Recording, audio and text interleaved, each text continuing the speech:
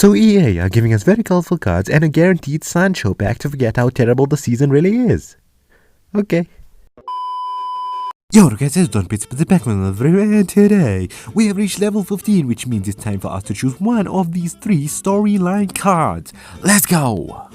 Now I don't think I'm taking this guy because Jordi Alba is easily available and he is 1 rating lower than the other 2. Now we on to main man Sabi, who looks really good, but he's American in the Danish league.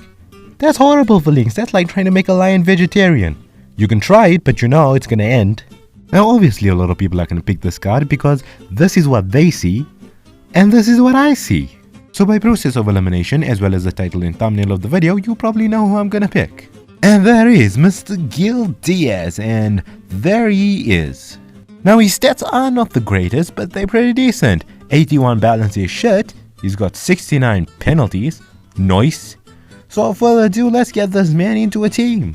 So this is the team we'll be playing him in. I wanted future stars João Felix, but I'm poor. And before we get into gameplay, don't forget to like and subscribe, and without further ado, let's go! It's gameplay time!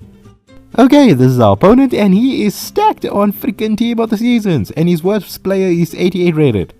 Okay, at the 10-minute mark, I switched João Felix and Gil Diaz, and now Gil Diaz is playing at striker. We finally get forwards him, and we ball roll it, and the 84 finishing is not good. It is not good at all. And this guy tries to kill João Felix. Okay, we win the ball off Sergio Ramos. Gil Diaz is through, and he does not miss from there. That was a pretty decent goal. Not bad for a guy who has 84 finishing, eh? Now I know this guy's balance isn't the best, but over here, that was pretty decent ball control from him. That was pretty decent. Too bad he didn't score. This guy basically ran through my entire defense with his freaking promise card, and no one could tackle him, and he has scored. That's amazing, isn't it? Again, decent ball control and that from freaking Gil Diaz, but that 84 finishing isn't helping him at all. And he scored again with his promise. At this moment here, I thought we were gonna have the best goal ever with Gil Diaz. I went for the shot outside the box and it hit the post. Yeah, that was actually so tragic, but we somehow saved it. Nani gives it to Rijkaard. Rijkaard gives it back to Gil Diaz, and he strikes it home. Let's go. We made it through with Gil Diaz again. This time he couldn't control it, and we scored the crappiest goal ever with Dan James. Let's go. Again, we made it through with Gil Diaz, and still that 84 finishing is getting on my nerves. It's just getting on my nerves. So that's the end of the game, ladies and gentlemen. It ends 3-2. We managed to win by scoring that crappy Dan James goal, but we did manage to score 2 goals with Gil Diaz. He's a pretty decent card, so without further ado, let's get to the review. Okay then gentlemen, it's time for the final review on Gil Diaz. Pros are in green and cons are in red.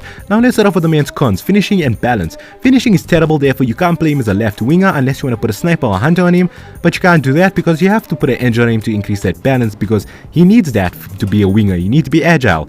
Base passing shooting is really good. 4-star is really good. Therefore I've given him an 8 out of 10. He's a pretty decent card and you should do him. So thank you for watching. Don't forget to like, subscribe, and do everything else, and I'll see you in the next one. Goodbye.